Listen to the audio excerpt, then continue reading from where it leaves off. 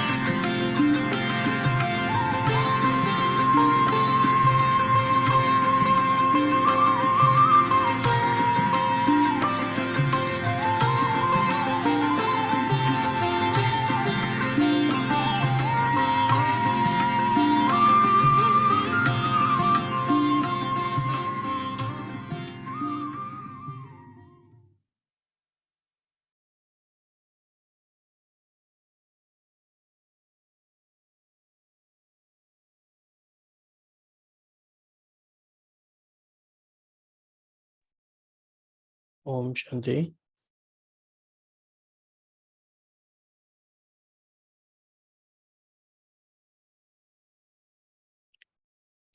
तो आज की मुरली में आप सबने ऑब्जर्व किया होगा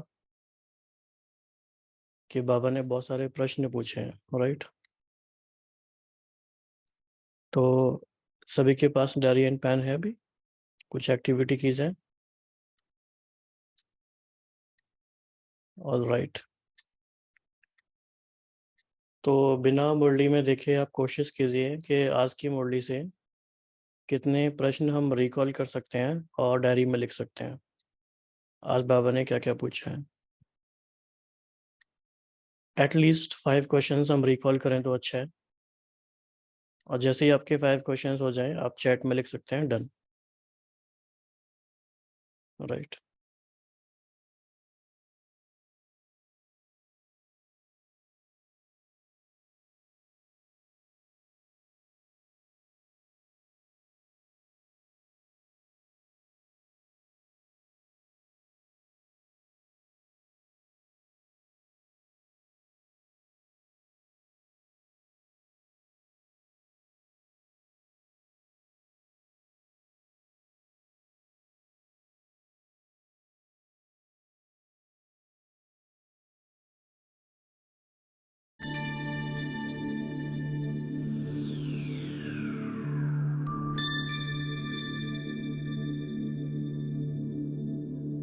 Five questions from today's Murli.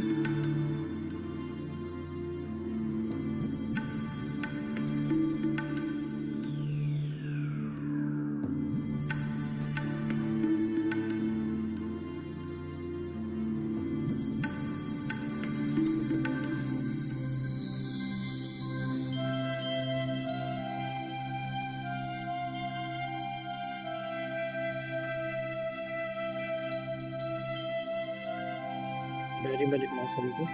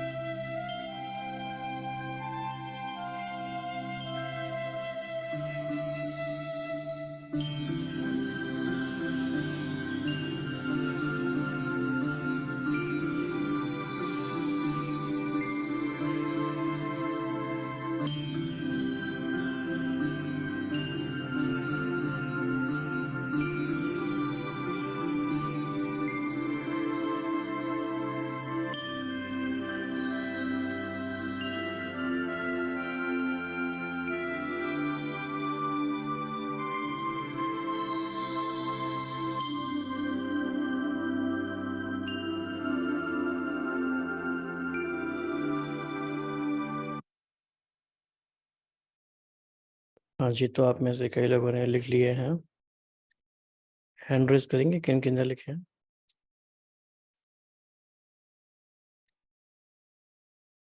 Please raise your hands जिन्होंने भी लिखा है।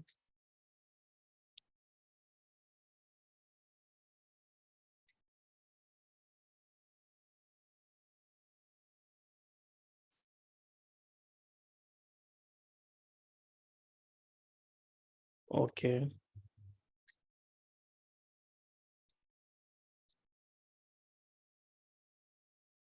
जी, रखनी बहन आप बताएंगे क्या लिखा है आपने? ओम शांति भाई जी। जी बाबा ने आज क्वेश्चन किए हैं कि खजानों की लिस्ट तो जानते हो ना, ऐसे रिचेस्ट सारे कल्प में देखा और सब ठीक है, कमाया क्या और गवाया क्या, गारंटी है ना? और बिंदी लगाना सहज है ना, या क्वेश्चन मार्क लगाना सहज है? जी ओम ओके, शांति। Thank you. और कोई बता सकते हैं कि आज की मुरली में बाबा ने कितने क्वेश्चंस पूछे हैं टोटल?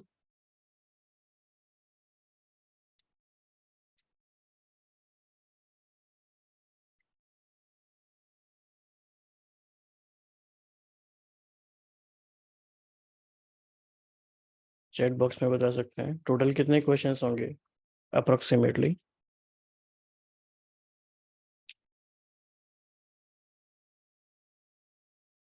ठीक है, आप इस सभी इसको काउंट कर सकते हैं। मीनवाइल हम आगे बढ़ते हैं।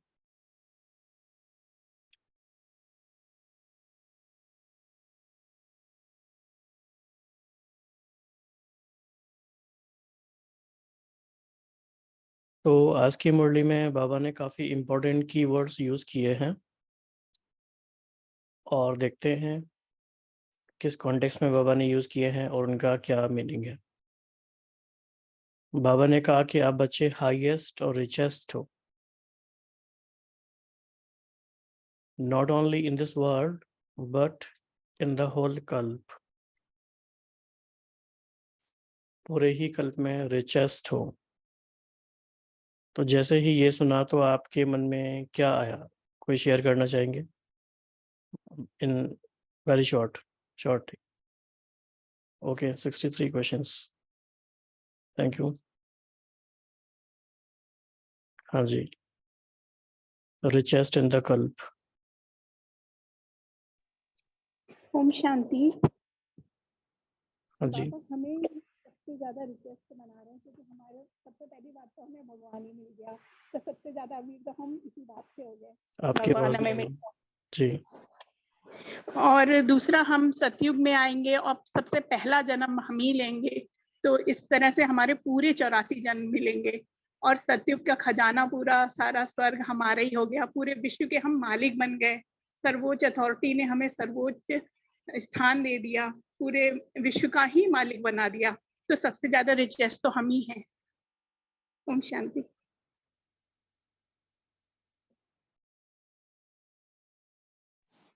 ओम शांति भाई जी। मुझे आत्मा को ये ख्याल आया, जैसे लौकिक में होता है ना, वो फोर्ब्स मैगजीन निकालते हैं टॉप 100 रिचेस्ट, तो कि भाई हम वो तो सिर्फ इस जन्म के लिए निकालते हैं और वो भी लिस्ट बदलती रहती है उनकी, और हम तो पूरे कल्प में रिचेस्ट हैं, तो वो तो हमारे आगे कुछ भी नहीं। जैसे बाबा कहते हैं ना, पूरी दुनिया तुम्हारे आगे कंगाल है। तो वो नशा चढ़ाया बाबा ने कि हम 21 जन्मों के लिए ही नहीं, पूरे 84 जन्मों में हम रिचेस्ट हैं। ओम शांति। ओके। अभी नेक्स्ट क्वेश्चन ये है सभी से कि बाबा ने मुरली की शुरुआत इस तरह से की, बाबा ने हमें ये बात याद क्यों दिलाई? इस बात को याद दिलाने के पीछे क्या पर्पज हो सकता है आज की मुरली के अकॉर्डिंग? इस बात को आंसर करना है।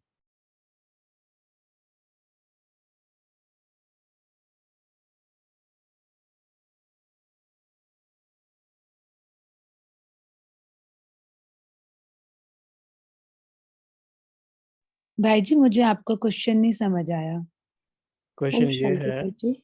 कि बाबा ने कहा कि आप रिचेस्ट इन द कल्प हो, तो बाबा ने ऐसा क्यों कहा, आपको क्या लगता है? क्योंकि बाबा तो हमेशा जब भी मुरली चलाते हैं, तो बाबा सबसे पहले अपने ब्राह्मण बच्चों को बहुत ऊंचे स्वमान में रखते हैं, तो इसलिए बाबा ने आज हमें हाईएस्ट और रिचेस्ट ये ऊंचे स्वमान में रखा। ओके, ठीक है। और किसी को लगता है कोई और रीजन हो सकता है? ओम शांति कीजिए। इसमें बाबा हमें नशा चढ़ा रहे हैं कि जैसे संसार में कोई रिच होता है तो बस एक ही जन्म के लिए, उसको ये नहीं पता कि हम अगले जन्म में भी ऐसे रिचेस्ट बनेंगे, लेकिन हमें तो पूरे कल्प का पता बाबा ने पता पढ़ा दिया, तो इसीलिए हमें ये नशा रहता ओके। है कि इसके अलावा किसी के कोई और आंसर हो तो, नशा चढ़ाने के अलावा? ओम शांति भाई जी। बाबा हमें वैल्यू दिखा रहे हैं कि हमारे जो अविनाशी ज्ञान है उसकी क्या कीमत है। इसके जैसे लोग हैं लौकिक कमाई के पीछे, धन के पीछे ऐसे भागते रहते हैं, तो बाबा उसे इस ज्ञान की वैल्यू समझा रहे हैं जो हम समझ नहीं रहे हैं कि इसकी कमाई कितनी अथाह है, कितने जन्मों की है, जो हम अभी इस समय नहीं समझ रहे हैं। तो बाबा उसको क्लियर करने के लिए हमें सबसे पहले ये बता रहे हैं कि तुम हाईएस्ट रिचेस्ट हो। ओम शांति। जी, ये भी हो सकता है। ओके। ओम शांति भाई जी। संगम युग ये आधार है सारे कल्प की प्राप्तियों के लिए, और संगम युग पर हाईएस्ट परमात्मा हमको सर्व खजानों से संपन्न बना रहा है। तो बाबा के कहने का भाव यह है कि इतने खजानों से भरपूर हो कि पूरे कल्प में ये आपका साथ देगा। जी, बहुत अच्छा बताया भाई साहब ने। तो बाबा की बातों को हमें समझना है, बाबा किस बात को कैसे कहाँ ले जाते हैं, कैसे ट्रांजिशन करते हैं। तो बाबा ने पहले हमें रिचेस्ट कहा, नशा चढ़ाया। फिर बाबा ने उसके बाद बाबा को कहना याद ये था कि आपका समय, आपका बोल, आपके संकल्प ये सब कहाँ जा रहे हैं। उतनी कमाई जमा कर रहे हो जो कल्प भर रिचेस्ट रह पाओ। अगर बाबा पहले वो कह देते तो शायद हमें अच्छा नहीं लगता, लेकिन बाबा ने पहले रिवॉर्ड दिया, या बाबा ने पहले हमारा ऑब्जेक्टिव क्लियर कराया कि देखो तुम होने तो ये वाले हो, तुम्हारा लक्ष्य ऐसा है, ये तुम्हारी डेस्टिनी ऐसी है, लेकिन तुम्हारा अभी पूरा दिन भी देखो। बाबा ने कहा कि आज बाबा ने पूरे दिन का चार्ट चेक किया, तो बाबा ने बीच में बोला कि 1 घंटे का भी चार्ट चेक करो। तो एक एक घंटे का चार्ट, एक एक दिन का चार्ट, और पूरे कल्प का उसके साथ कनेक्शन, राइट। तो बाबा नशा तो हमें चढ़ा ही रहे हैं, वो बात तो ठीक है, लेकिन सिर्फ नशा नहीं चढ़ा रहे, बल्कि बाबा उसके थ्रू हमें कुछ रियलाइज भी कराना चाहते हैं। नेक्स्ट पॉइंट पर चलते हैं। ये बहुत डीप रियलाइजेशन की बात है। रिचेस्ट इन द वर्ल्ड होना ही कितनी बड़ी बात मानी जाती है आजकल। तो बाबा कह रहे हैं रिचेस्ट इन द कल्प, यानी रिचेस्ट इन 84 बर्थ्स, पूरे 5000 साल के लिए, 84 जन्मों के लिए रिचेस्ट। अगर कोई आत्मा इस बात को अच्छे से अपने अंदर समा लेती है तो उसके अंदर क्या क्या चेंजेस आने शुरू हो जाएंगे।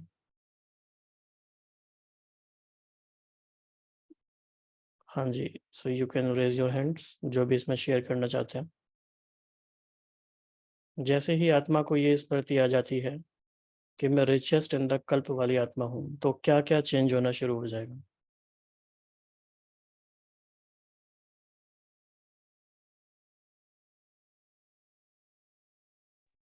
ओम शांति। पहले याद आएगी कि मेरा समय कितना है और मैं कितना दूर तक पुरुषार्थ में आगे बढ़ी हूँ और कितना बढ़ना है। सबसे ज्यादा फोकस उस पर करेंगे। उसके बाद अ, जमा का खाता। बाबा ने उस दिन कहा कि हमारे स्पिरिचुअल बजट कितना, मतलब बजट बनाने के लिए, तो वो बजट में जमा का खाता कितना हुआ और खर्च कितना कर रहे हैं रोज, वो भी देखना होता है, वो भी चेक करेंगे। सो ये दो मोस्ट इम्पोर्टेंट थिंग, पुरुषार्थ का लेवल क्या है मेरा, कितना समय में क्या कर रही हूँ, उसको देखना है। और अपना शक्तियों को, अपनी जो पावर्स है उसको किस तरह से मैं यूज कर रही हूँ, ये 3 पॉइंट्स है I would like to check. Thank you भाई जी। जी, थैंक यू। शांति। रिचेस्ट इन कल्प समझने के लिए हम दोनों को कंपेयर कर सकते हैं, संगम युग और बाकी युग। तो इसी युग में, एक युग में सबसे पहले तो भगवान मिला और किसी युग में नहीं मिला। फिर उसने अपनी सब शक्तियां, सब खजाने दे दी और किसी युग में वो सब शक्तियां, सब खजाने नहीं देता। फिर की ज्ञान की आवाज़ इतनी वर्षा क्लियर कर नहीं रहे। है। हेलो, अभी थोड़ा अभी लाउडली ठीक बोलिए। है? हाँ जी। हाँ। ओम शांति। तो इसमें हम दोनों युग को कंपेयर कर सकते हैं, जैसे संगम युग और बाकी युग। तो संगम युग में सबसे पहले भगवान मिलता और किसी युग में भगवान नहीं मिलता। इसमें वो हमें ब्राह्मण बनाता और किसी युग में, जो कि हाईएस्ट है, बाकी में हम गिरते जाते हैं, गिरते जाते हैं। इसमें ही हम ऊपर उठते हैं, 14 16 कला संपूर्ण और सारे गुण। फिर जैसे ही हम ब्राह्मण बनते हैं, वो हमें सर्व खजाने, सर्व गुणों की सारी चीजें दे देता है, हमें सर्व शक्तियां दे देता है। तो इतनी सारी चीजें तो कभी किसी कल्प में मिल ही नहीं सकती एक ही साथ। तो ये एक, उसके बाद वो हमें ऐसे ज्ञान से बरसात कर रहा है जिससे लक्ष्मी नारायण बनते हैं।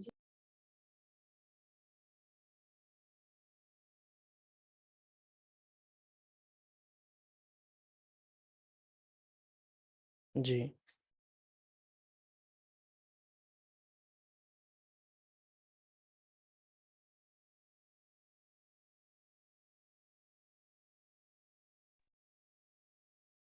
ओम शांति भाई जी। एक तो अपनी आत्मिक स्थिति में कितना सहज हो पाएगा और बिंदी लगाना आसान हो जाएगा। ओके। ओम शांति भाई जी। एक बार एक क्लास में आपने हमसे ये प्रैक्टिस करवाई थी कि भाग्य बड़ा होता है या कर्म बड़ा होता है। तो बाबा हमें इसलिए कहते हैं कि बाबा का जो ज्ञान है वो कर्म बेस्ड फिलोसॉफी है। तो हमारे कर्म अच्छे तो हमारा भाग्य अच्छा, और जिसका भाग्य अच्छा हो उससे ज्यादा रिचेस्ट कौन होगा किसी भी कल्प में। और दूसरी तरफ से देखें तो हमें बाबा मिला, जिसे भगवान मिला उसको ऑटोमेटिकली भाग्य अच्छा हुआ, भाग्य अच्छा हुआ उसने और ज्यादा अच्छे कर्म किए तो नेचुरली उसकी जमा की पूंजी बढ़ती गई। इसलिए बाबा कहते हैं कि अच्छे कर्म करो तुम्हारा भाग्य अच्छा होगा, और श्रीमत पे चलो और बाबा का हाथ कभी मत छोड़ो। तो we are the richest and the highest in every युग। Thank you. ओम शांति। ओके, सभी लोग ध्यान से क्वेश्चन को एक बार फिर से समझते हैं कि जैसे कि दुनिया में सबकी कॉन्शियसनेस में ये रहता है who is richer, who is the richest. लेकिन जैसे ही एक ब्राह्मण आत्मा के मन में ये बात आती है कि मैं आत्मा रिचेस्ट इन द कल्प हूँ, और जब एक कल्प की बात आएगी तो कल्प कल्प की बात भी आ जाएगी बाय डिफॉल्ट। तो जैसे ही ये बात किसी आत्मा के मन में आती है तो उसके अंदर क्या क्या चेंज होना शुरू हो जाएगा, क्वेश्चन ये है। हाँ जी,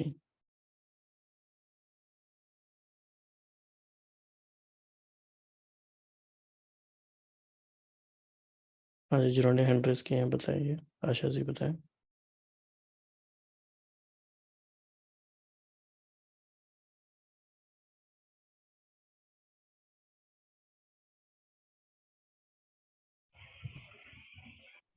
हाँ, ओम शांति भाई जी।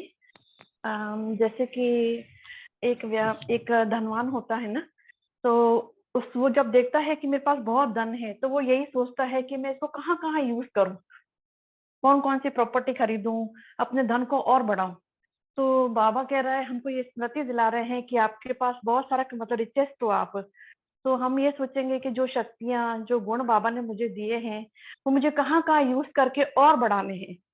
तो इसका मीनिंग, आपके प्रश्न का उत्तर मुझे ये समझ में आया ओके, कि मैं अपने खजानों को कहाँ कहाँ बढ़ाऊं, किस किस जगह पे यूज करूं कि मेरी ये प्रॉपर्टी और बढ़े और बढ़े और बढ़े। जैसे कि ना किसी के नहीं, पास फुल धन आपको होता है तो वो बढ़ाना ही यही नहीं है, आप सोचता है। रिचेस्ट है, आपको बढ़ाना की जरूरत ही नहीं है अब अच्छा भाई जी। क्वेश्चन के ओम अकॉर्डिंग। शांति। जी, थैंक यू ओम शांति भाई जी। जी। हाँ जी, ओम शांति। अब शांति। हाँ, हाँ जी सर, वो भाई जी जैसे कोई रिचेस्ट होता है तो उसको अपना रिचनेस का एक नशा रहता है। वह बोलता भी बहुत कम है, कम बोल, समय का पाबंद होता है, उसका सारा मैनेज रहती है, हर पूरी दिनचर्या मैनेज रहती है, खाने पीने उठने बैठने में सब में उसकी रिचनेस दिखाई देती है, बोल व्यवहार चाल चलन जो बाबा बोलते हैं। तो ये यदि फील हो गया अंदर से, बहुत गहरा बैठ गया कि हम riches of the in the कल्प है, तो हम हमारे अंदर भी वही गुण प्रकट होने लगेंगे। जी,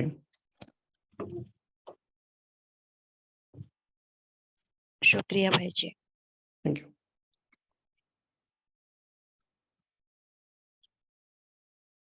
पुष्पेंद्र जी। ओम शांति पवित्र आत्मा भाई जी।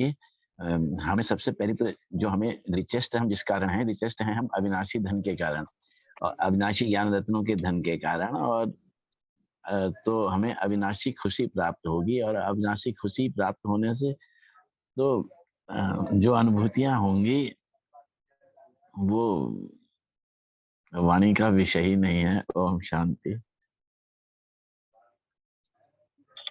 जी,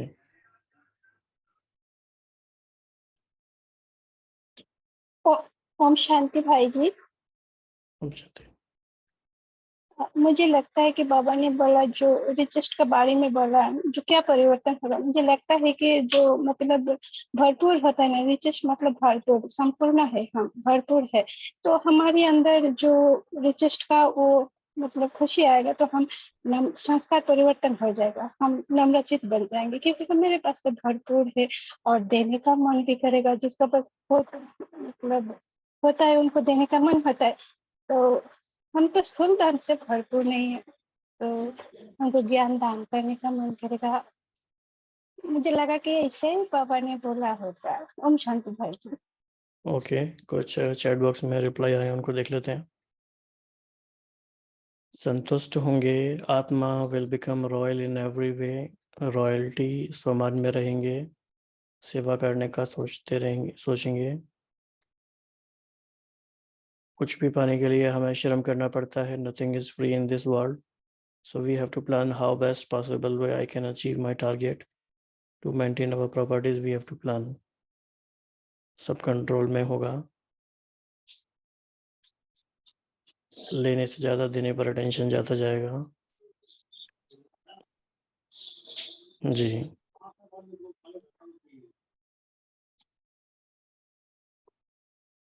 ओके, हाँ जी, एक आंसर और ले लेते हैं।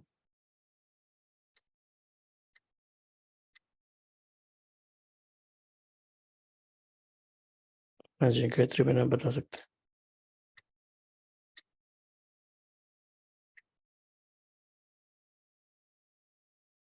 ऑल राइट, तो इस प्रश्न पे आप सोचिएगा, बीच में डिस्कस करेंगे। बाबा ने फिर कहा कि बाप दादा अपने शाहन के भी शाह और राजाओं के भी राजा बच्चों को देख रहे हैं। बाबा सुमान के जिस लेवल पे ले जा रहे हैं, बिल्कुल वो अलग ही लेवल का है आज। फिर बाबा ने कहा कि एक दिन में कितनी कमाई जमा करते हो या कर सकते हो। तो हाउ डू वी एस्टिमेट कि हमारे एक दिन में कितनी कमाई होती है, कैसे हम हिसाब लगाएं? तो इस हिसाब किताब के क्या क्या तरीके हैं?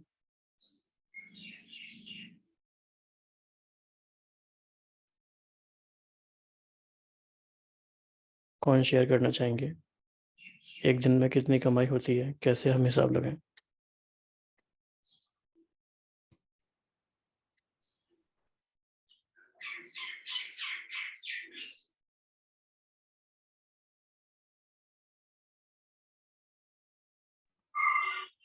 ओम शांति भाई जी। हम शांति। एक जन्म में बाबा ने बताया कि पद्मों की कमाई होती है, अगर एक सेकेंड भी हम व्यर्थ नहीं गमाएंगे तब। बाबा ये बात आज बार बार कि व्यर्थ संकल्प, बोल और समय का हम बचत करेंगे तो हमको पद्मों की कमाई होगी। बाबा ने हिसाब लगाया, वो बताया। जी, एक बाबा ने बताया कि एक के बाद अगर एक डॉट लगाते हैं तो 10 हो जाता है, फिर दूसरा बिंदु लगाते हैं तो 100 हो जाता है, तीसरा लगाते हैं 1000 हो जाता है। इसी तरह अगर हम बिंदु को, महत्व को जानेंगे तो एक भी संकल्प को हम व्यर्थ नहीं गमाएंगे और पद्मों की कमाई को जमा कर सकते हैं। ओम शांति। ओम शांति भाई जी। हाँ हम जी, इस तरह महसूस कर सकते हैं कि पूरे दिन में हमारी स्थिति कैसी रहती है। अगर हम हल्के रहते हैं सारा दिन और हमारी खुशी बनी रहती है, तो फिर हम कह सकते हैं कि हाँ, हमारा खाता जमा है। लेकिन अगर हमारे वही व्यर्थ में जा रहा है, भारीपन रह रहा है, बात बात में फंस जाते हैं, तो इसका मतलब हमारा जमा का खाता खत्म हो रहा है। ओम शांति।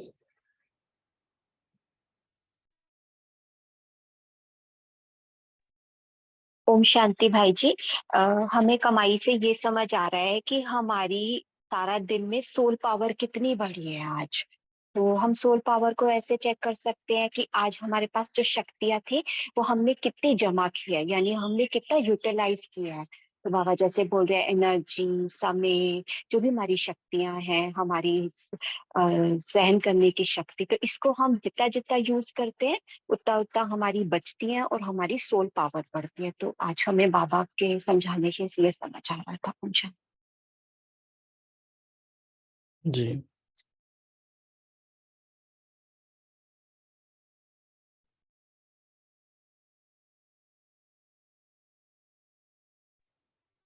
ओम शांति भाई जी। इसके लिए जरूरी है इन अविनाशी कमाई और अविनाशी ये जमा करने के लिए जरूरी है कि स्मृति में रहना, हम सदा समर्थ और सदा स्मृति में रहना, विस्मृत न होना। ओम शांति, तभी हमारी स्थिति अच्छी रह सकती है। ओम शांति। ओके, अच्छा ये क्वेश्चन है सभी से, सोच के आंसर दीजिएगा। एक आत्मा है वो पूरे दिन में 4 घंटे योग करती है, दूसरी आत्मा 6 घंटे योग करती है, और तीसरी आत्मा है वो 8 घंटे योग करती है। तो जमा का खाता सबसे ज़्यादा किसका होगा? आप चैट बॉक्स में भी लिख सकते हैं इसका आंसर, 4, 6 या 8।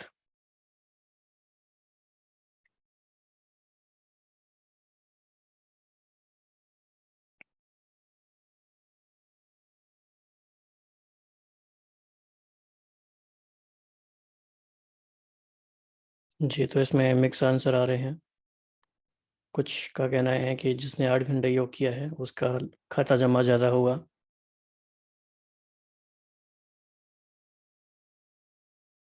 और कुछ भाई बहनों का कहना है कि ये डिपेंड करता है कि योग कितनी क्वालिटी का है। तो ये घंटे की बात नहीं है, ये क्वालिटी की बात है। फिर एक आंसर है जिसने वेस्ट नहीं किया होगा, अवस्था पे या स्थिति पर डिपेंड करता है। इट मीन्स कि जो हम अपने पूरे दिन की कमाई का हिसाब किताब निकालते हैं वो कई सारे फैक्टर्स पर डिपेंड करता है। It's a complex process. एक तो कितना क्वालिटेटिव है, सब कुछ उस पर डिपेंड करेगा, संकल्प, बोल, कर्म, स्मृति, सब कुछ। और दूसरा कोई लीकेज तो नहीं है, कुछ वेस्ट तो नहीं जा रहा है, उस पर भी डिपेंड करेगा। राइट, तो आगे बढ़ते हैं, बाबा ने क्या कहा देखते हैं। फिर बाबा ने एक सिंपल सा प्रोसेस बताया, कमाई का आधार क्या है। और ये बड़ी गहरी बात है। बाबा ने कहा कि 3 बिंदु हैं और संगम पे सारा ही खेल 3 बिंदुओं का है। तो बाबा क्या कहना चाह रहे हैं, कोई एक्सप्लेन करना चाहेंगे बहुत ही शॉर्ट में और डेप्थ में। संगम पे सारा ही खेल 3 बिंदुओं का है और ये कमाई का भी आधार है।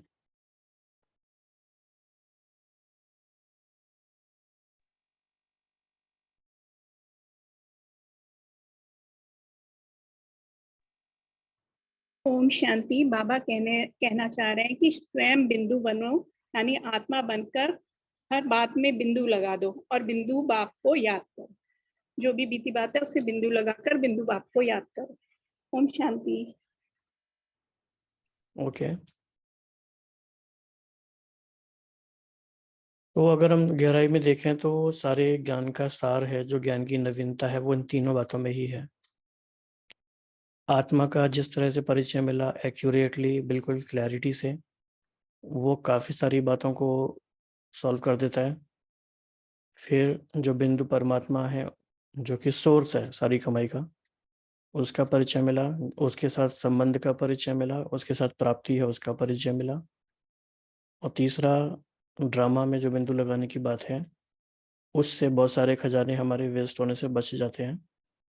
तो इस तरह से काफ़ी ये डेप्थ वाली बात है कि कमाई का आधार 3 बिंदु कैसे हैं। जब तीनों बिंदुओं की नॉलेज हो जाती है तो बाबा ने उसे मास्टर नॉलेजफुल भी कहा, त्रिकालदर्शी भी कहा। और त्रिकालदर्शी जो आत्मा होती है, फिर उसके क्या, क्यों, कैसे वाले सारे क्वेश्चन आंसर हो जाते हैं। फिर बाबा ने हाईलाइट किया इस बात को कि बिंदु लगाने से खजाने बच जाते हैं। बाबा ने करीब 6-7 खजानों की बात की, कौन कौन से खजाने बच जाते हैं। तो कोई रिकॉल करना चाहेंगे, शेयर करना चाहेंगे कौन कौन से खजाने बच जाते हैं?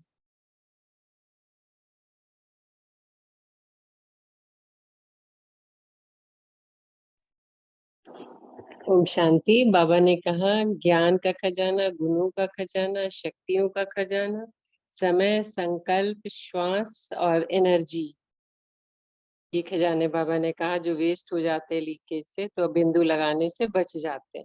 ओम शांति। तो सोचिए, बाबा ने हमें बताया कि 7 प्रकार के खजाने बच जाते हैं। फिर भी क्या हम सभी हर बार कोई बात हो जाती है तो बिंदु लगा पाते हैं? कितने परसेंटेज बार हम बिंदु लगा पाते हैं और कितनी बार नहीं भी लगा पाते? तो ये वाला पॉइंट हम यूज़ कर सकते हैं अपने आप को समझाने के लिए, अपने आप को कन्विंस करने के लिए कि देखो, अगर हम किसी बात पे बिंदु नहीं लगाते हैं तो हमारे 7 तरीके से नुकसान होता है, बहुत बड़ा नुकसान है ये। तो हम क्या कर सकते हैं, हम एक असाइनमेंट ले सकते हैं अपने आप के करने के लिए। हम एक छोटी सी अपनी 3-4 मिनट्स की कमेंट्री, ऑडियो कमेंट्री रिकॉर्ड करें, अपने आप के लिए करें और अपने आप को ये बताएं कि हे आत्मा, बिंदु नहीं अगर तुम लगाते हो तो तुम्हारे 7 प्रकार के खजाने वेस्ट हो जाते हैं। तो करना चाहेंगे सभी ये?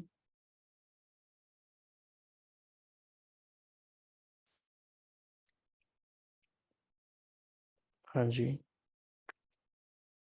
तो इस बात पे किसी को कोई और आइडिया आ रहा है, मन में किसी और तरह का थॉट प्रोसेस चल रहा है, कोई रियलाइजेशन हो रही है? इस 7 प्रकार के खजाने हमारे बच जाते हैं अगर हम फुल स्टॉप लगाते हैं तो कोई शेयर करना चाहेंगे शॉर्ट में?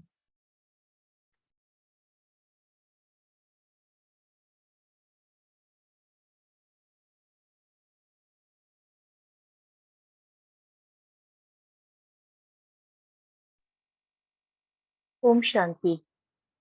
अगर कोई भी परिस्थिति आती है, उस समय उस परिस्थिति का वो मतलब हम अगर सोच लेते हैं कि इसका एंड क्या होने जा रहा है, थोड़ा सा अपना बुद्धि को यूज करके कि ये शुरू कहाँ से हुई, अभी क्या चल रहा है, किस मतलब सोचिए किसी के साथ बहस चल रहा है तो ये कहाँ मुझे लीड कर रहा है। तो अगर वो लीड एक बार दिमाग में मन सोच लूं कि ये अंत ये हो सकता है, तो तुरंत उसको स्टॉप करके उसको डाइवर्ट कर सकती हूँ, उस सिचुएशन को, उस बात से मैं न्यारा हो सकती हूँ और होकर उस मेरी जो शक्ति उसमें जाती या खत्म होती तो उसको मैं बचा सकती हूँ। तो ऐसे हर क्षेत्र में कोई भी परिस्थिति आए तो उसका अगर शुरुआत और एंड को सोच लिया जाए तो त्रिकालदर्शी बन जो बाबा ने कहा आज, तो मैं हम लोग बहुत सारी चीजों से बच सकते हैं। ओम शांति। बहुत शक्ति को बचा सकते हैं हम। जी।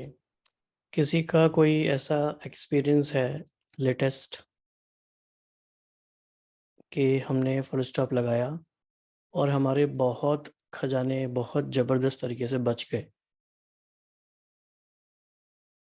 आपने वो सोच के नहीं भी लगाया, आपने नेचुरल नेचर के तौर से लगाया, लेकिन you saved lot of your time, lot of your energy and every treasure. कुछ ऐसा है तो आप शेयर करना चाहेंगे?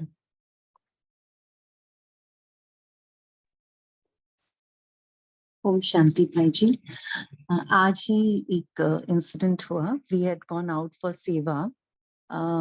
बॉम्बे में बेस्ट के जो ड्राइवर्स कंडक्टर्स हैं उनके लिए सेवा के लिए गए थे आज। तो हमारे साथ में जो बहन थे वो एक कंप्लेन शुरू हो गया उनका कि सेंटर पे ये नहीं हो रहा, वो नहीं हो रहा, all of that. So, and because I'm a new child and they have been in Gyan for many years, but when we were waiting to start the session, I was already reading the Murli, because we had free time at that time. So I had to stop myself, my ears from hearing what she was saying. Then secondly, I had to put full stop on me forming that opinion and becoming biased about it. So I just told her that, Baba has given us a very good way to, if we feel that something is going wrong, we can always do 21 days bhakti, and I'm with you on it. And I'm seriously with her on it, that I'll do 21 days bhakti. And then while I was coming back from there, the thought came back, what she was speaking, I started thinking on those lines, and I said, no, whatever is happening is perfect. I have to, I can, through my way of thinking and my vrati, I can change other people, other person. And that was it. And it ended there for me. Thank you. Wow, great. So what we all of can do is, हम बाबा के ऐसे महावाक्यों के around कुछ affirmations create कर सकते हैं, जैसे कि 3 बिंदु लगाना is my strategy tool to save my time, to save my energy, to increase my all the treasures. क्योंकि जब उस तरीके से हम अफर्मेशन क्रिएट करते हैं कि ये मेरी स्ट्रैटेजिक टूल है, तो टाइम आने पे हम उसे यूज़ कर पाएंगे। ये कोई मजबूरी की बात नहीं है, और ऐसी बात नहीं है कि बाबा ने कहा सिर्फ इसलिए करना है। इसमें हमें हमारे माइंड को लॉजिकल फ़ायदा दिख रहा है कि फुल स्टॉप लगाने से how I can save my self, इतनी सारी जगह पे हम अपने आप को बचा सकते हैं, राइट।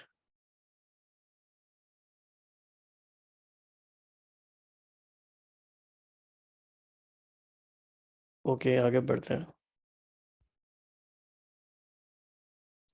बाबा ने फिर कहा कि कमाया क्या और गवाया क्या। ये एक ऐसा क्वेश्चन है जो बहुत हेल्प करता है समझने में सारी बातों को, हर एक सिचुएशन में। तो अब हमारा किस चीज़ पे फोकस है, क्या कमाया और क्या गंवाया। जैसे एक भाई साहब ने बीच में बोला कि बाबा से जो खजाने हमें मिल रहे हैं या रिचेस्ट होने की जो बात हो रही है, वो बैंक बैलेंस की बात सिर्फ नहीं है। ओवरऑल हम किस चीज़ को कह रहे हैं संपत्ति, हम खजाने किसको कह रहे हैं। तो खजाने में ये सारी चीज़ें आ गई, गुण भी आ गए, शक्तियाँ भी आ गई, सब दुआएं भी आ गई, सब कुछ आ गया। तो दिन भर में जो भी सिचुएशंस आ रही है, उसमें कमाया क्या और गंवाया क्या। जब ये हमें क्लैरिटी से पता चलता जाएगा कि कौन सी चीज़ मेरे काम की है, मेरे कंसर्न की है, और उसमें कमाया क्या और गंवाया क्या, तो हम काफ़ी अवेयर होके अपने सारे कर्म कर सकते हैं।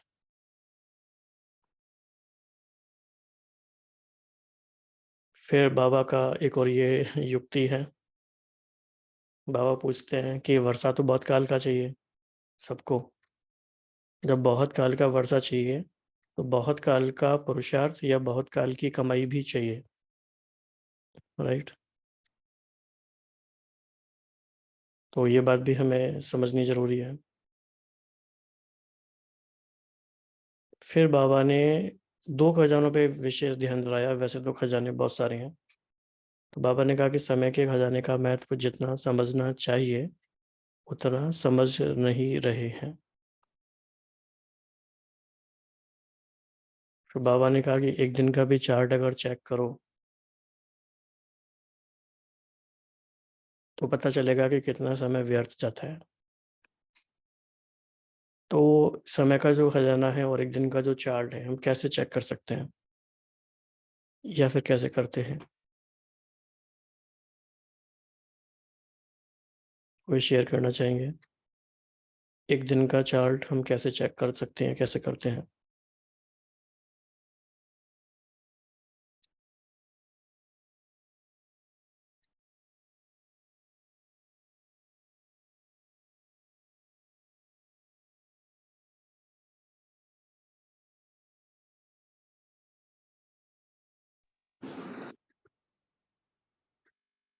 ओम शांति। हाँ जी। भाई जी, जैसे अमृत वेला सुबह करते हैं तो कितने बजे उठे और कितने बजे तक किया, फिर उसके बाद कि हमारा योग लगा, मतलब कि क्वालिटी कैसा रहा हमारा योग लगा या सिर्फ ऐसे ही बैठे रहे, व्यर्थ के विचार चले। तो 2 चीजें इसमें चेक करते हैं। फिर उसके बाद जैसे मुरली, तो मुरली सुनते समय कि मुरली हमने सिर्फ ऐसे ही सुनी या बिल्कुल एकाग्रता होके सुनी, सेंटर पे जाके सुनी, और फिर उसके बाद जैसे कि अगर वर्क प्लेस पे भी जाते हैं तो हमारी स्थिति कैसी रही, आत्मिक स्थिति रही, सबसे बात करते समय। फिर उसके बाद ट्रैफिक कंट्रोल का भी हमने दिन में कितनी बार किया ट्रैफिक कंट्रोल, उसके भी पॉइंट्स करते हैं। फिर उसके बाद नुमा शाम योग कितनी देर बैठे, कैसा रहा। फिर रात को बाबा को चार्ट दिया, तो बाबा से फिर अपना पोता मेल उसके बारे में, तो इस तरह करके चार्ट निकालते हैं। तो ये आइडिया तो अच्छा है, लेकिन कितना हो पाता है इसमें डाउट है थोड़ा। तो हम सब क्या कर सकते हैं, आप सबके पास अगर डायरी है तो अभी आप अपनी डायरी में कर सकते हैं। आप अपने पूरे दिन को, जो भी आपका वेकिंग टाइम है, नींद के अलावा जो टाइम है, आप उसे 30-30 मिनट्स के स्लॉट में डिवाइड कर सकते हैं। यानी हर एक घंटे को 2 पार्ट्स में डिवाइड करना है और अपने डायरी में नोट करना है। जैसे कि मान लीजिए सुबह का आपने लिखा 4 से 5, फिर 5 से 6, 6 से 7, 7 से 8, उसके आगे 2 कॉलम बना लिए आधे-आधे घंटे के, राइट? तो इसमें क्या होता है कि जो आपका योग का मुरली का टाइम है वो तो चलो मान लिया कि ऑलमोस्ट सही ही जाएगा, उसमें कोई दिक्कत नहीं है। लेकिन जब योग भी नहीं हो रहा है, मुरली भी नहीं हो रही है, वहाँ पे डेंजर है इस बात का कि समय थोड़ा व्यर्थ चला जाता होगा। तो क्या हम डेली बेसिस पे ये चार्ट मेंटेन कर सकते हैं कि हम अपने पूरे समय का हिसाब अपनी डायरी में रखें डेली बेसिस पे? कर सकते हैं? कौन-कौन कर सकते हैं?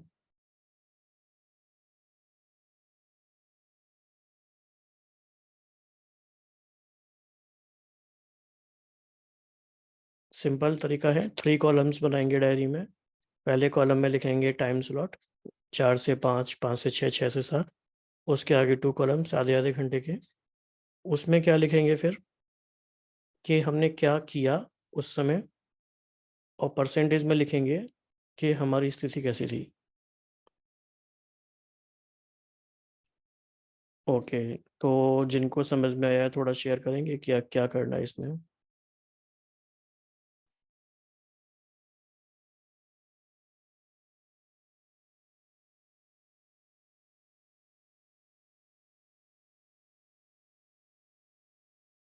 हाँ जी। ओम शांति। यानी हमें हर एक घंटे में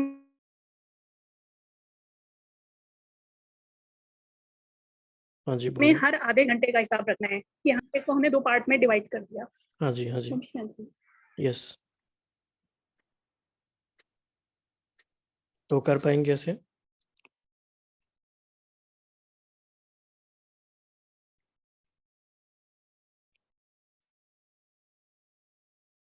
तो इसमें ओके, कौन-कौन ऐसा करते हैं पहले से?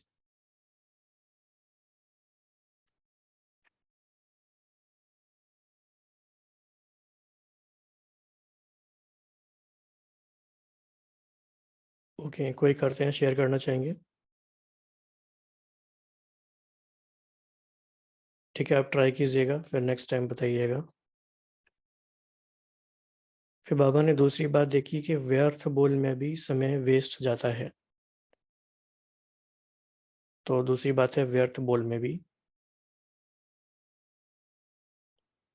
फिर बाबा ने कहा कि अगर 1 घंटे भी चेक करो, तो बोल में चेक करने के लिए बाबा ने बोला कि कितना आत्मिक भाव रहा, कितना शुभ भाव रहा, ये चेक कर सकते हो, तो पता लगेगा कि कैसा रहा। फिर बाबा ने इसको इस तरह से बताया कि हर बोल का सार नहीं होता, मतलब कुछ भी बोल देते हैं तो फिर वो व्यर्थ में चला जाता है। मतलब इस लेवल तक बाबा जा रहे हैं कि इतना हमें माइक्रो चेकिंग करना है। फिर बाबा की नेक्स्ट थीम थी आज की मुरली में कि बाबा से हमें इस समय क्या मिल रहा है, वर्षा भी मिल रहा है, इनकम भी है और वरदान भी है। तो ये तीनों बातें कैसे अलग हैं? वर्षा भी है, इनकम भी है और वरदान भी है। तीनों चीज़ों में क्या डिफरेंस है और तीनों के अप्रोच को हम कैसे समझें? ओम शांति भाई जी। भाई जी इसमें बाबा ये हमें समझाना चाहते हैं, जो बाबा का हमारे साथ संबंध है ना, बाप का, शिक्षक का और सतगुरु का। तो बाबा वही लिंक कर रहे हैं कि बाबा बाप के रूप में हमें वर्षा मिलता है, शिक्षक के रूप में बाबा हमें पढ़ाते हैं, सोर्स ऑफ इनकम है, और सतगुरु के रूप में हमारी झोली वरदानों से भरते हैं, बुद्धि रूपी झोली हमारी वरदानों से भरते हैं। ओम शांति। जी। ओम शांति। बहन ने जो अभी कहा वो तो सही है, उसके साथ साथ ये भी है कि फ्यूचर के लिए हम कितना शक्तियाँ और गुण अपने योग से या अपने सेवा से हम कितना भाग्य को जमा कर रहे हैं, ये भी देखना है। वर्षे के रूप में बाबा से योग में कितना शक्ति, सेवा के जरिए हम कितना पुण्य कमा रहे हैं या भाग्य जमा कर रहे हैं, और इनकम इस पढ़ाई के थ्रू, लाइक मुरली में हम कितना स्टडी करते हैं, उसको कितना मतलब सूक्ष्म रूप से उसका ध्यान रखते हैं, ये बात कह रहे हैं। ओम शांति। हर चीज के ऊपर ध्यान रखना है। जी।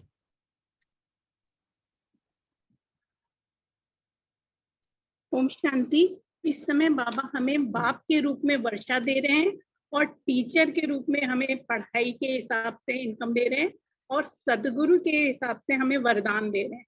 तीनों तरह से हमारी पालना हो रही है, बाप, टीचर, सदगुरु के हिसाब से। ओके, आप सभी से एक क्वेश्चन पूछते हैं, ध्यान से सुनिएगा। ये मुरली 1994 की है, तो हम में से बहुत कम लोग होंगे जिन्होंने ये मुरली बाबा के सामने लाइव सुनी होगी ओम शांति भवन में, राइट? कोई है ऐसे इस ग्रुप में जिन्होंने ये मुरली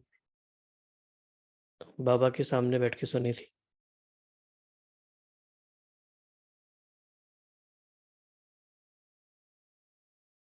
शायद कोई नहीं होंगे। ओके, कोई है तो बताएं। ओके, कोई नहीं है।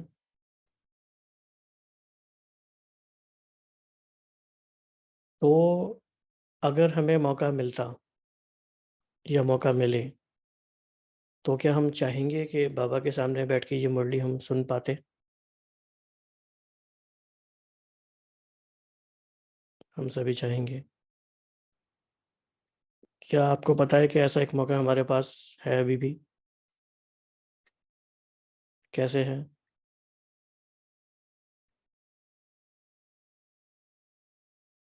हाँ जी, बताइए।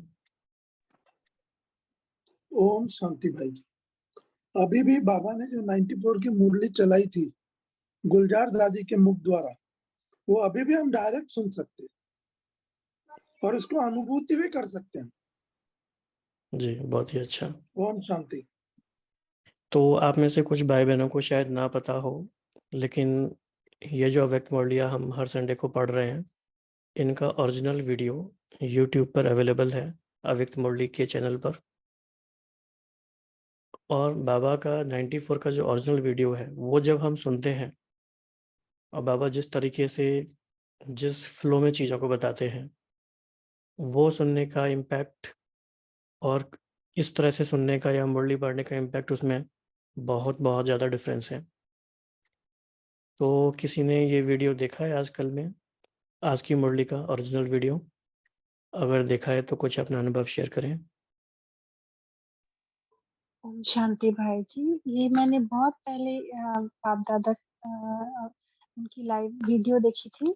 जब आज दीदी मुरली सुना रही थी तो मुझे दीदी नहीं, मुझे बाप दादा ही दिखाई दे रहे थे और उन्हीं की आवाज मुझे हूबहू जैसे वो बोलते हैं, जिस अंदाज में जो लाइंस बोली, एकदम वही जैसे कि मैं फिर से उन्हीं को सुन रही हूँ, ऐसे मुझे अनुभव हो रहा था। बहुत सुंदर अनुभव था, जैसे मैं सृष्टि ले रही हूँ और उनसे मुरली सुन रही हूँ सामने, एकदम वही बात है। ओम शांति। क्योंकि बाबा जब एक एक शब्द बोलते हैं तो बाबा का जो एम्फेसिस होता है चीज़ों पे, जो वाक्यों पर या शब्दों पे जो एम्फेसिस है, उससे हमें चीज़ें बहुत गहराई से समझ में आती हैं। जैसे कि बाबा ने आज की मुरली में बोला कि वर्षा भी बेहद है, इनकम भी बेहद है और वरदान भी बेहद के हैं। तो जब वो शब्द आप बाबा से डायरेक्टली सुनते हो तो आपके वो एकदम गहराई में चले जाते हैं। तो क्या हम पूरे वीक में एक बार, सिर्फ एक बार भी एटलीस्ट संडे की मुरली का जो ओरिजिनल बाप दादा का वीडियो है, क्या वो हम इस तरह से सुन सकते हैं अपने अपने घर पे कि वो दिन हमारे बाबा मिलन का दिन है, चाहे हम एक दिन पहले सैटरडे को करें, चाहे हम संडे को करें, या फिर जैसे कि 3 घंटे का वीडियो है तो हम आधा आधा घंटा डेली करके 6 दिन में करें। जैसे हमने या तो डेली अमृत वेले के आगे पीछे किया या रात को सोने से पहले किया, आधा घंटा डेली करेंगे तो 6 दिन में कंप्लीट हो जाएगा। और आपको ऐसा अनुभव भी होगा कि आप बाप दादा के साथ ओम शांति भवन और पांडा भवन में ही हैं।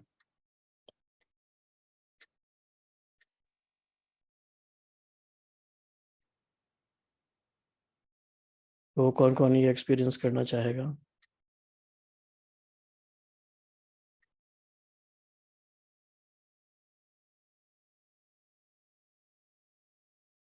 क्योंकि हमने वो मौका तो गवा दिया सबने, 94 वाला, but we can recreate it.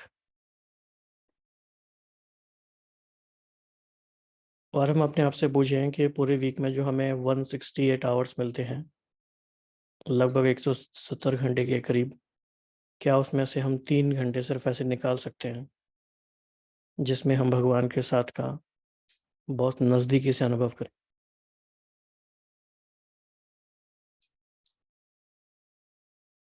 तो आप ये करिएगा, फिर नेक्स्ट वीक आपका अनुभव सुनेंगे सभी का। किसी को इसमें कोई क्वेश्चन है तो प्लीज़ आप हैंड रेज कर दीजिए या चैट में बता दीजिए।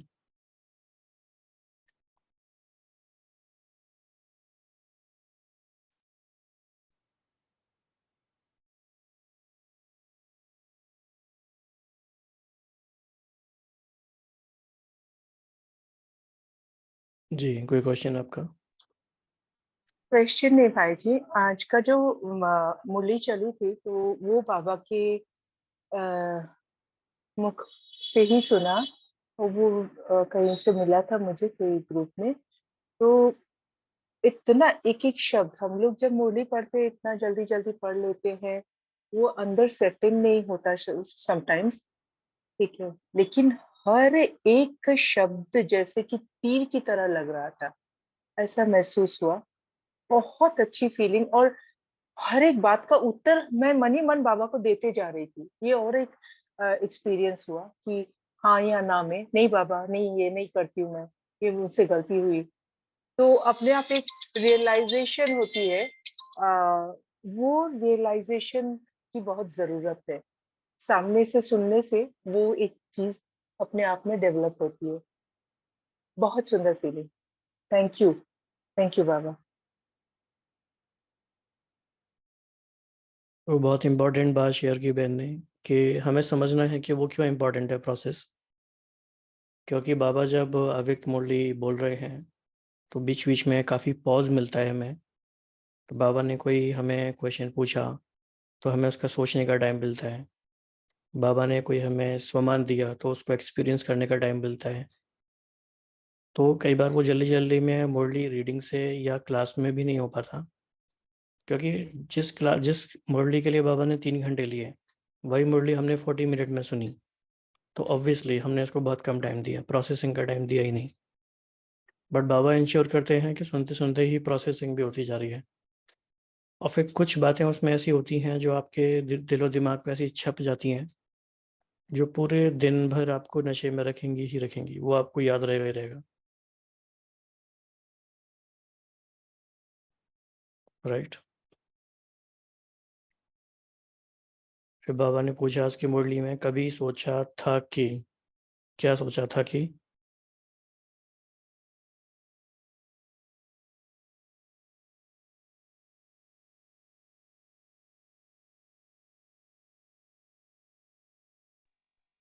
भाई जी एक प्रश्न है मेरा। जैसे ये बाबा की मुरली सुनते हैं तो उसको क्या स्पीड बढ़ा के सुनना चाहिए या फिर जैसे बाबा की स्लो स्पीड में चलती है उसी स्पीड में सुनना चाहिए? स्पीड क्यों बढ़ाना है? कुछ जल्दी है क्या? नहीं, थोड़ी स्लो, थोड़ी ज्यादा चलती है, वो बहुत ही स्लो चलती है।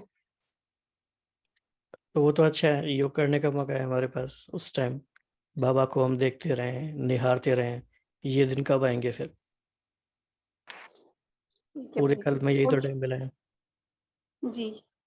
वो जब नहीं भी बोल रहे हैं तो हम उनको देख रहे हैं। उनसे हम शक्ति ले रहे हैं, उनसे हम दृष्टि ले रहे हैं। तो अनलेस कि हमें कोई जल्दी है सच में, मतलब हो सकता है कभी, तो अलग बात है। अदरवाइज जो नॉर्मल स्पीड है वैसे ही सुनना चाहिए। ओके भाई जी। ओम शांति। जी ओम शांति भाई जी। ये जो अभी बताया था, एक बार फिर से बता दीजिए। ये मुरली के बारे में ही बताया है ना? हाँ जी। अव्यक्त मुरली। जी ठीक है, थैंक यू भाई। ओम हाँ शांति। जी। तो आज की मुरली में जाके कभी सोचा था कि, क्या सोचा था कि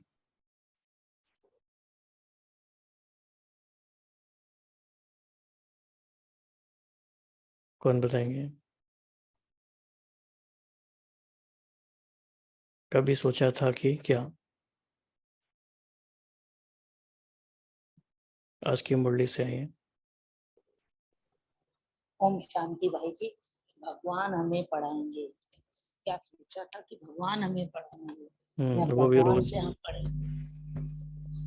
और भाई जी, मेरा इससे पहले क्वेश्चन ये था कि हम लोग संडे की जैसे मुरली सुनते हैं आधा आधा घंटा भी अगर जैसे टाइम निकाल के, तो उसके लिए हमें पता होना चाहिए कि संडे को कौन से डेट की मुरली आने वाली है। ये कैसे पता चलेगा? ये मेरा क्वेश्चन था, इसलिए मैं पूछ रही थी। ओम शांति। ओके, इसका सबसे सिंपल तरीका तो ये है कि जैसे जिस भी ईयर की मुरली चल रही है उसकी हार्ड कॉपी यानी उसकी बुक आपके पास होगी। आपके पास नहीं तो सेंटर में होगी, सेंटर में किसी के पास होगी। तो उसमें सारी डेट्स मेंशन रहती हैं, वो वैसे हमारे पास होनी चाहिए बुक। तो उसमें सीरियल वाइज ही चलता है। तो आज जो डेट है 14 दिसंबर, फिर उसके बाद की जो नेक्स्ट होगी 25 या 31 दिसंबर की, उस तरह से। तो वो सीरीज में ही चलती है। तो उससे हमें समझ में आ जाएगा। बाकी ऑनलाइन भी तरीके हैं और ऑफलाइन ये तरीके। और ओम शांति। फिर भी आपको समझ में नहीं आता तो फिर आप हम में से किसी से मैसेज में पूछ सकते हैं। ओम शांति भाई जी। जी जी मेरे को, मैं ना अभी नई हूँ, मतलब मेरे को ना काफी डाउट क्लियर करने होते हैं, तो मैं कैसे करूँ? क्योंकि मुझे कुछ बातें ना समझ नहीं आती हैं अभी। आप राखी बहन से कांटेक्ट कीजिएगा, फिर वो आपको राइट रिसोर्स के साथ कनेक्ट करेंगे। अच्छा जी, जी तो उनका नंबर सेंड कर दो।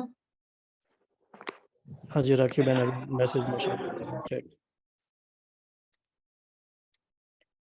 और राइट, बाबा ने फिर कहा कि ये जो अधिकार मिला है ये इमर्ज रूप में रखो, मन में, बुद्धि में और कर्म में इमर्ज रखो। हाँ जी, राखी बहन का नंबर ग्रुप में आ गया, आप उनसे कांटेक्ट कर सकते हैं।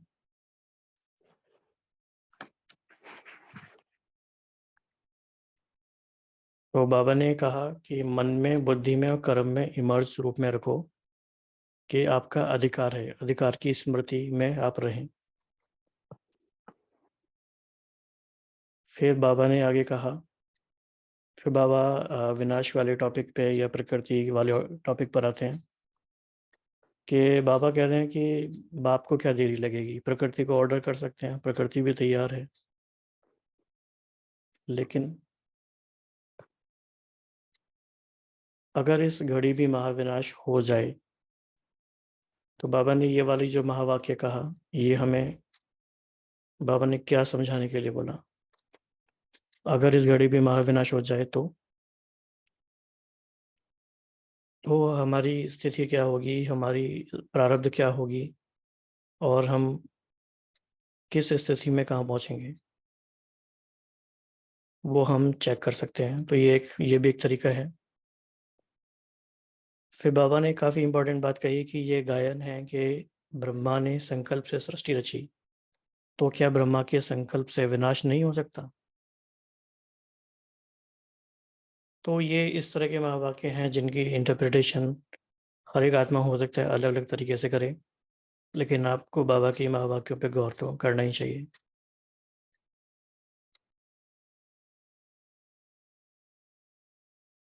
फिर बाबा कह रहे थे कि कुछ तो आप भी करोगे, सारा काम बाप ही करे, तो आप क्या करो, डेट फिक्स करो अपनी।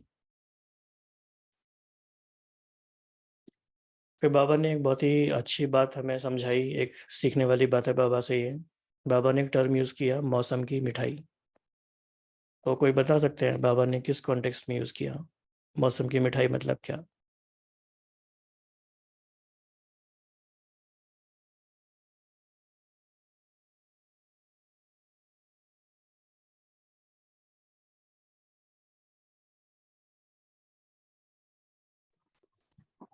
ओम शांति।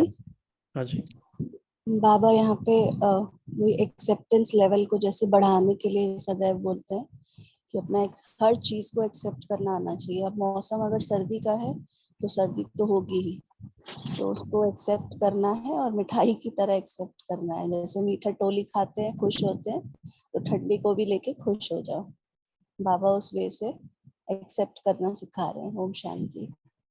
जी, तो बाबा के इस तरह के महावाक्य हम सबको याद रखने हैं। एक तरह से ये रीफ्रेमिंग का तरीका है कि किन चीज़ों को हम कैसे देखें। तो सोचो कि बाबा ने सर्दी को भी मौसम की मिठाई बता दिया, कमाल की बात है ये तो ऐसे ऐसे थॉट प्रोसेस हमारा बाबा के जैसा होना चाहिए। फिर बाबा ने एक और इसी तरह का यूज़ किया टर्म, इंतजार में पुरुषार्थ। ये बाबा ने क्यों कहा और क्या कहा, कौन शेयर करना चाहेंगे?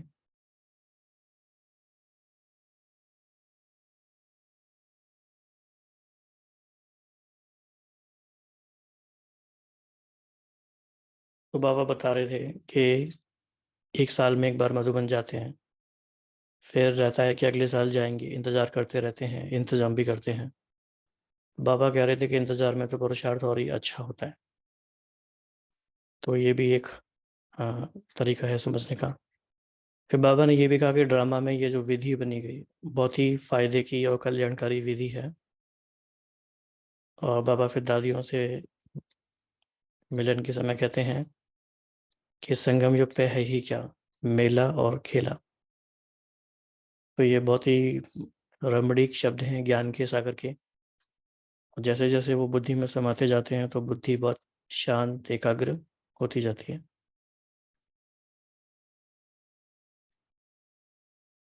जी।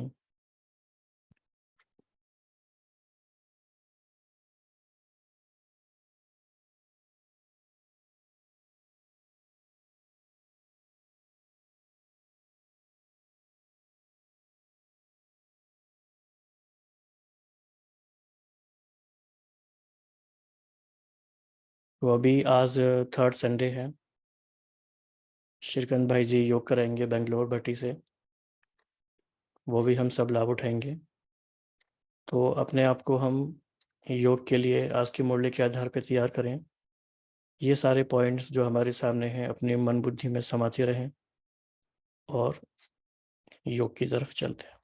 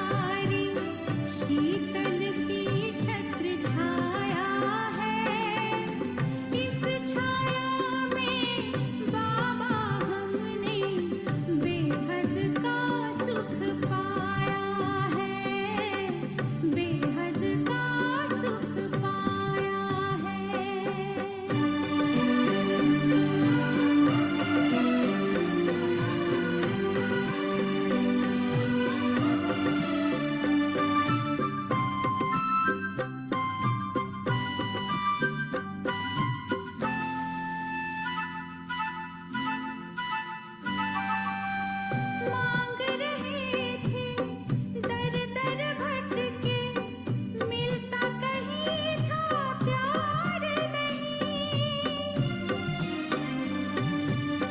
मांग रहे थे दर दर भटके, मिलता कहीं था प्यार नहीं। बिन मांगे हमें सब कुछ देते, मांगने की दरकार नहीं। सब कुछ तेरा अब तो मेरा, हम पर तेरा साया है। इस छाया में बाबा हमने बेहद का सुख पाया है, बेहद का सुख पाया है। याद तुम्हारी कितनी प्यारी, शीतल सी छत्र छाया है।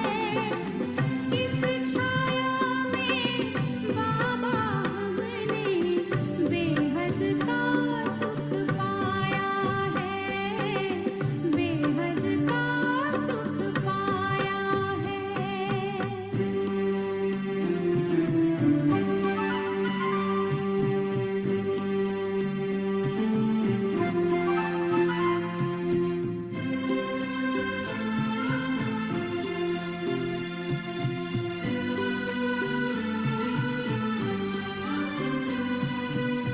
जिसके सिमरन से भक्तों के भाग्य द्वार खुल जाते हैं।